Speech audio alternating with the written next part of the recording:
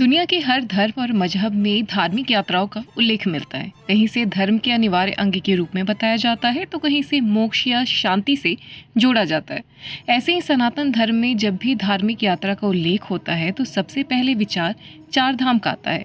देश और दुनिया भर से सनातनी हिंदू अपनी मान्यताओं के तहत इस यात्रा पर आते हैं। सनातन धर्म में मान्यता है कि चार धाम की यात्रा से मोक्ष की प्राप्ति होती है।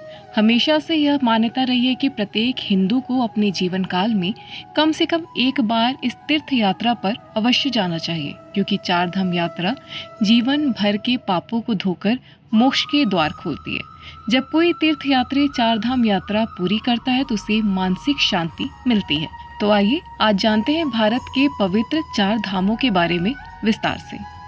स्कंद पुराण के तीर्थ प्रकरण के अनुसार चार धाम यात्रा को बहुत महत्वपूर्ण माना गया है। चार धामों के दर्शन करने से हर तरह के पाप खत्म हो जाते हैं और सकारात्मकता ऊर्जा भी बढ़ती है। ये चार धाम चार दिशाओं में स्थित है, यानी उत्तर में बद्रीनाथ, दक्षिण रामेश्वरम, पूर्व में पुरी और पश्चिम में द्वारिकापुरी। प्राचीन समय से ही ये चार धाम तीर्थ के रूप में मान्य है। चार धाम भारत में चार तीर्थ स्थानों का एक समूह है जिसकी स्थापना आदि शंकराचार्य ने की थी। आदि शंकराचार्य वैदिक विद्वान थे जिन्होंने पूरे देश में वैष्णव और शैव धर्म की संस्कृत का प्रचार किया था। माना जाता है कि बड़े चार धाम का निर्माण उनके द्वारा किया गया था, जो भारत में व्यापक रूप से प्रसिद्ध हिंदू तीर्थ स्थल हैं, जिनमें उत्तर में बद्रीनाथ धाम, पूर्व में जगन्नाथपुरी धाम, दक्षिण में रामेश्वरम धाम और पश्चिम में द्वारिकाधीश धाम शामिल है। लोक कथाओं के अनुसार ऐसा माना गया है कि भगवान विष्णु रामेश्वरम में स्नान करते हैं, बद्रीनाथ धाम में ध्यान करते हैं, पुरी में भोजन करते हैं, द्वारिका में विश्राम करते हैं।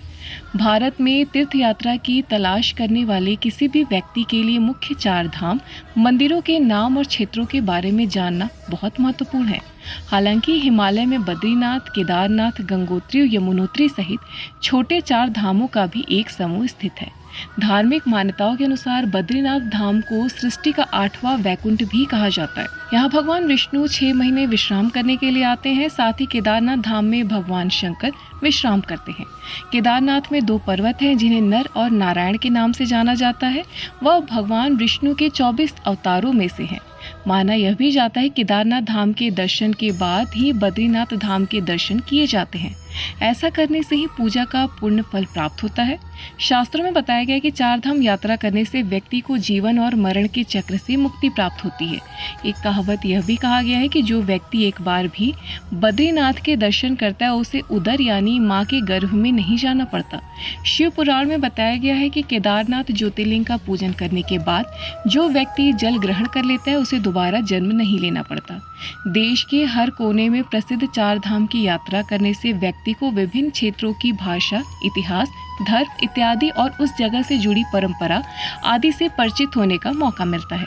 इससे आत्मज्ञान में वृद्धि होती है। अधिकांश लोग बुढ़ापे में तीर्थ यात्रा करते हैं, लेकिन जो लोग जवानी में ही यह तीर्थ यात्रा को पूरी कर लेते उन्हें परम ज्ञान की प्राप्ति हो जाती है।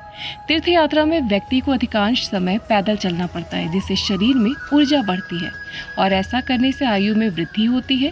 इसलिए शास्त्रों में कहा गया है कि जो लोग चार धाम की यात्रा करते हैं उन्हें आरोग्यता एवं आयु का आशीर्वाद प्राप्त होता है और वह आजीवन कई प्रकार की शारीरिक समस्याओं से दूर रहते हैं।